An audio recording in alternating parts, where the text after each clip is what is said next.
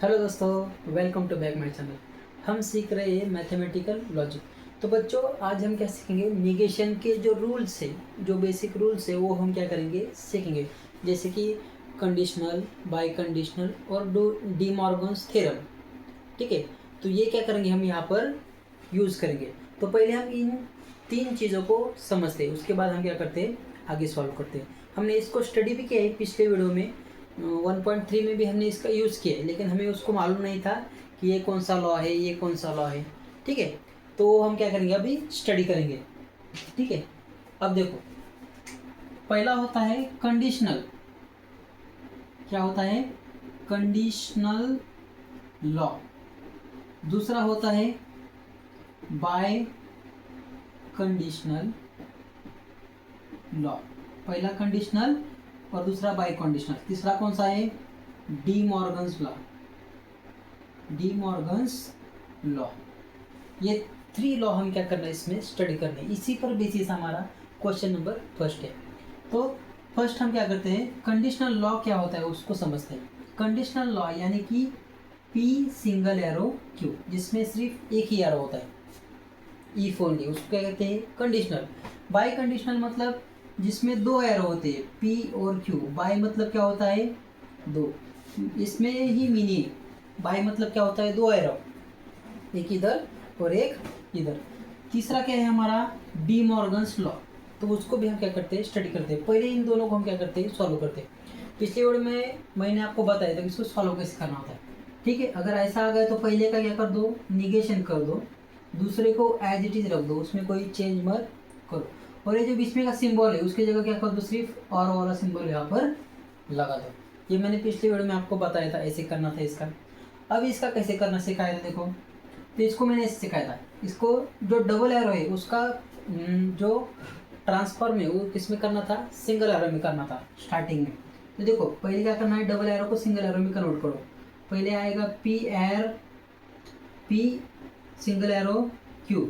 दूसरे में क्या आएगा, पहले यहाँ पर पी दिया तो अब पहले यहाँ पर क्या लेंगे, क्यू सिंगल एरो पी, ऐसे लेंगे। अब बीच में कौन सा सिंबल देना था, एंड का देना था। क्यों देना था, क्योंकि इफ एंड ओनली इफ, इसका सिंबल क्या है, डबल एरो। तो यहाँ पर कौन सा सिंबल देना था, एंड।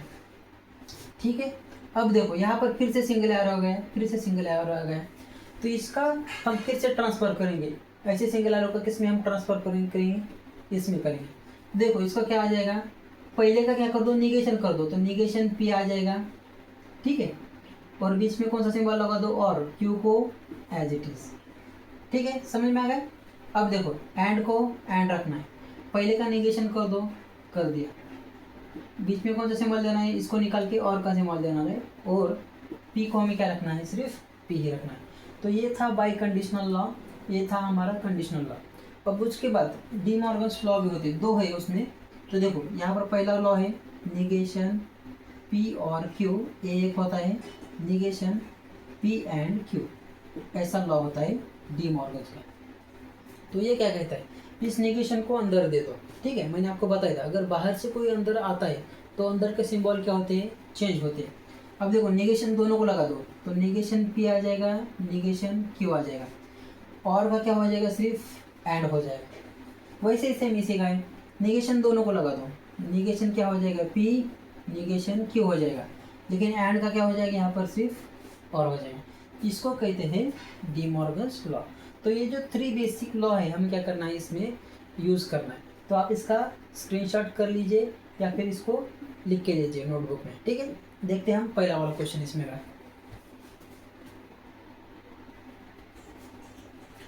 अब देखो फर्स्ट वाला लॉ हमें यहाँ पर, सॉरी फर्स्ट एग्जांपल हमें क्या करना है, सॉल्व करना है। तो देखो पहले इसको ऑब्जर्व करो। ठीक है, अब देखो इसको हमें क्या करना है, सॉल्व करना है। इज इक्वल टू को इज इक्वल टू, हमें इसको क्या करना है, निगेशन लाना है। तो यहाँ पर हमें लिखना पड़ेगा, इट्स निगेशन इज, इसको निगेशन दे दो सिर्फ। तो निगेशन अंदर क्या आ जाएगा, negation Q single arrow P. ठीक है, आप इसको चाहे तो यहाँ नीचे भी लिख सकते हैं, कोई बात नहीं।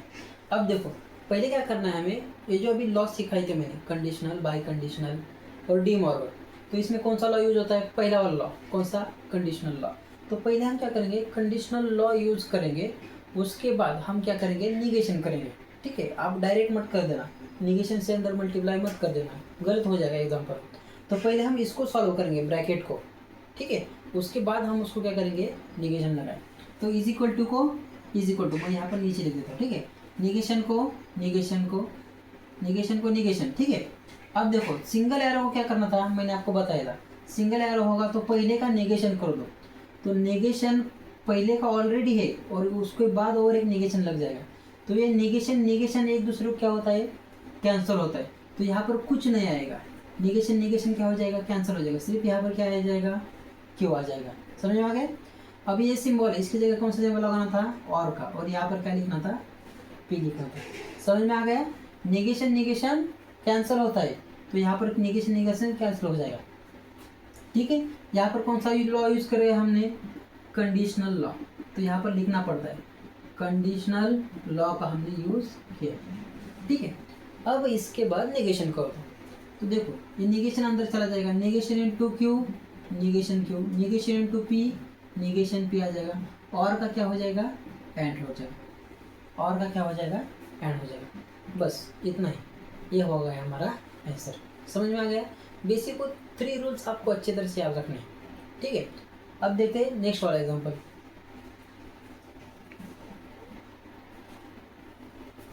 अब देखो ये सेकंड वाला देखो एग्जांपल, इसमें क्या करना है, इसका निगेशन करना है। तो फिर से यहाँ पर लिखेंगे हम निगेशन इज, तो इसको सिर्फ पहले निगेशन का साइन लगा दो, P and negation Q is equal to को इज इक्वल टू। अब देखो यहाँ पर सिंगल एरो है क्या, नहीं है, डबल एरो है क्या, नहीं है, तो ये बिल्कुल ही आसान है, आपके लिए बिल्कुल ही आसान है। अब हम डायरेक्ट क्या करेंगे, निगेशन साइन अंदर दे देंगे।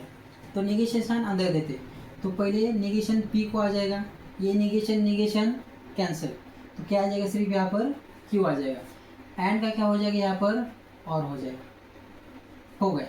अब इसको क्या कहेंगे हम, डी मॉर्गन्स लॉ, ठीक है। तो ये क्या हो जाएगा हमारा, डी मॉर्गन्स लॉ। जो पहला वाला एग्जांपल था उसको भी हमने यहाँ पर डी मॉर्गन्स लॉ लिखना रह गया था, ठीक है। आप वहाँ पर लिख दो, ठीक है, नेक्स्ट स्टेप के लिए। तो ये हो गया उसका आंसर, बिल्कुल ही आसान है, ठीक है। देखते हैं अगला थर्ड वाला एग्जाम्पल।